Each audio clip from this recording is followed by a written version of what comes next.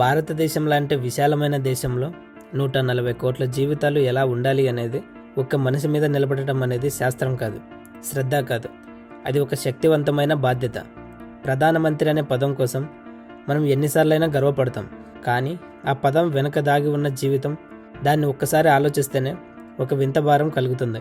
ఎందుకంటే దేశ ప్రజలకు శాంతి కావాలి అంటే దేశానికి మంచి నాయకత్వం నిలబడాలి. ఆ నాయకత్వం అంటే నువ్వు నేను కాదు, ఆ వ్యక్తి. ఈ వీడియోలో మీకు ప్రధానమంత్రి పనులు ఏంటి, ప్రధానమంత్రి తినే ఫుడ్స్ ఎక్కడి నుండి వస్తాయి, ప్రధానమంత్రికి ఎలాంటి సెక్యూరిటీ ఉంటుంది, అతనికి రోజుకు అలాగే సంవత్సరానికి ఎంత ఖర్చు అవుతుంది, ఇలా మొదలైన వాటి గురించి మీకు ఈ వీడియోలో కవర్ చేస్తాను. వీడియోని లైక్ చేసి ఛానల్ని సబ్స్క్రైబ్ చేసుకోండి.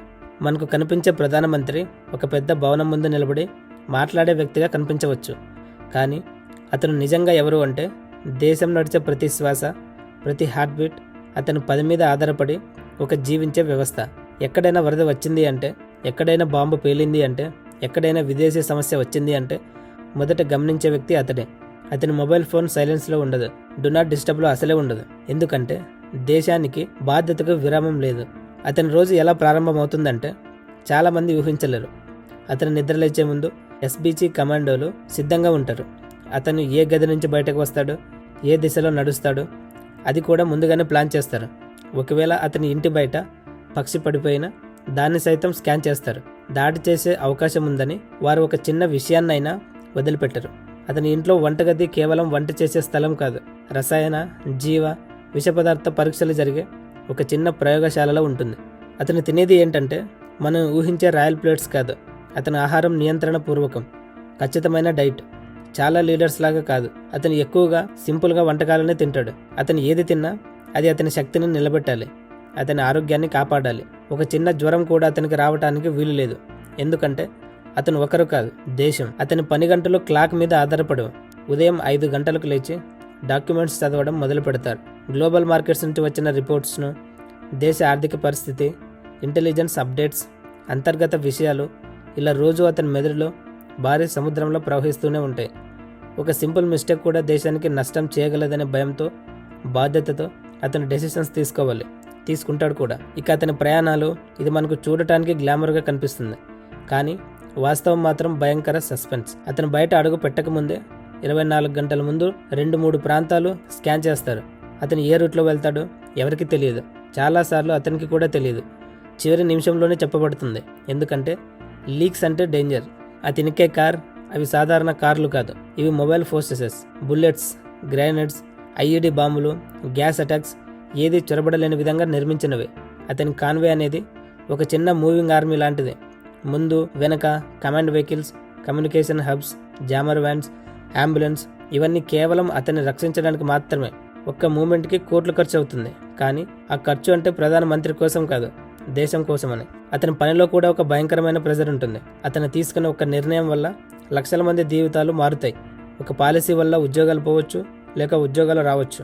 అతను ఒక్క మాట మాట్లాడితే స్టాక్ మార్కెట్ పైకి పోతుంది లేదా కిందకి పోతుంది. అతని ప్రెజెన్స్ వల్ల విదేశీ దేశాలు మన మీద నమ్మకం పెంచుకుంటాయి. అతని కుటుంబ జీవితం, ఇదే ఎక్కువ మందికి తెలియని నిజం. ప్రధానమంత్రి అయిన క్షణం నుంచి అతని దగ్గర ఫ్రీడమ్ అనే పదం ఉండదు. అతను సినిమా చూడాలనుకున్నా థియేటర్కి వెళ్ళలేడు, అతను మార్కెట్కి కూడా వెళ్ళలేడు. ప్రజలతో న్యాచురల్గా మాట్లాడే ఫ్రీడమ్ కూడా ఉండదు. అతని పిల్లలు, భార్య కూడా భద్రత వలయం నుంచి బయటకు రావడానికి ఇబ్బంది పడతారు. ఇది నాయకత్వం యొక్క మధురమైన బాధ. అది బాధే, కానీ మధురమని ఎందుకు అంటే దేశ సేవ దానికంటే శ్రేష్టం. అతని భద్రత మీద ఎంత ఖర్చు అవుతుందంటే ప్రభుత్వం సంవత్సరానికి 100 కోట్లు ఖర్చు చేస్తుంది. ఇది మనకు ఎక్కువగా అనిపించవచ్చు, కానీ అతని మీద దాడి జరిగితే దేశం ఇట్ సెల్ఫ్ డేంజర్లో పడుతుంది. అందుకే అన్ని దేశాల్లాగే మన దేశం కూడా అతన్ని కాపాడటానికి భారీ రిసోర్సెస్ ఖర్చు చేస్తుంది. నిజానికి ప్రధానమంత్రి ఒక రోజుకు ఎంత ఖర్చు అవుతుంది అనేది ఖచ్చితంగా చెప్పలేం. ఎందుకంటే ఖర్చు అనేది పూర్తిగా పరిస్థితులపైన ఆధారపడి ఉంటుంది. ఆయన భద్రత, ప్రయాణాలు, ఆఫీస్ నిర్వహణ, భోజనం మొదలైన వాటి మీద ఆధారపడి ఉంటుంది. కానీ కొన్ని అంచనాల ప్రకారంగా ప్రధానమంత్రి భద్రత కోసం ఒక రోజుకి సుమారుగా 1.5 కోటి ఖర్చు అవుతుందని అంచనా. ప్రధానమంత్రి జీవితం అనేది గ్లామర్ కాదు, అది ఒక భారీ త్యాగం అనే చెప్పాలి. అతనికి మనలాగా ఎక్కడ పడితే అక్కడ స్వేచ్ఛగా వెళ్ళలేడు. అతను ఒంటరిగా నడవటానికి అవకాశమే లేదు. అతని లక్షల మంది గమనించే వ్యక్తి. అతని జీవితంలో ఒక చిన్న తప్పు కూడా దేశానికి అవుట్కమ్ అవుతుంది. అతని డెసిషన్స్, అతని మాటలు, అతని నిర్ణయాలు, ఇవన్నీ దేశాన్ని ఐదర్ లేపగలవు లేదా పడగొట్టగలవు. అతను పడుకునే సమయంలో కూడా అతని చుట్టూ భద్రతా గడియారం మేల్కొని ఉంటుంది. అతని ఇంటి చుట్టూ 3 వలయాల భద్రత, అతని గదుల నందు hidden sensors, thermal scanners, secure phones, ఇవన్నీ ఏ దాడి జరిగినా సెకండ్స్లో గుర్తించడానికి. అతను శ్వాస పెట్టినా దేశం అది వింటుంది. ఇదంతా చూస్తే అతను ఒక శక్తివంతమైన వ్యక్తి. కానీ నిజం ఏమిటంటే అతను మనలాగే ఒక మనిషి. అయినా అతని మీద ఉన్న భారం ఒక దేశం. దేశంతో అతని సంబంధం తండ్రిలా ఉంటుంది. దేశం పడిపోతే లేపేది అతనే, దేశం ఎదిగితే ప్రపంచానికి చూపేది అతనే. అతన్ని కాపాడటం అనేది అతని కోసం కాదు, మన కోసం. ఎందుకంటే ఒక మంచి దేశ నాయకుడు నిలబడితేనే దేశం నిలబడుతుంది. లేదు అంటే దేశం వేరే వాళ్ళ చెప్పు చేతుల్లోకి వెళ్ళిపోతుంది. డియర్ ఫ్రెండ్స్, ప్రధానమంత్రి ఎవరు? దేశానికి అతనికి ఏంటి సంబంధం? అతనికి ఎలాంటి సెక్యూరిటీ ఉంటుంది? అతని రోజువారీ పనులు ఎలా ఉంటాయి? ఎలాంటి ఫుడ్స్ తీసుకుంటారు? ఎలాంటి పనులు అతని మీద ఆధారపడి ఉంటాయి? ఇలా మొదలైన వాటి గురించి మీకు ఈ వీడియో ద్వారా అవగాహన వచ్చింది. ఇలాంటి మంచి కంటెంట్స్ కోసం వీడియోని లైక్ చేసి ఛానల్ని సబ్స్క్రైబ్ చేసుకోండి. మీకు దేని మీదనైనా వీడియో కావాలి అంటే కామెంట్ చేయండి. చాలా సులభమైన పద్ధతిలో మీకు వివరిస్తాను. Thank you very much.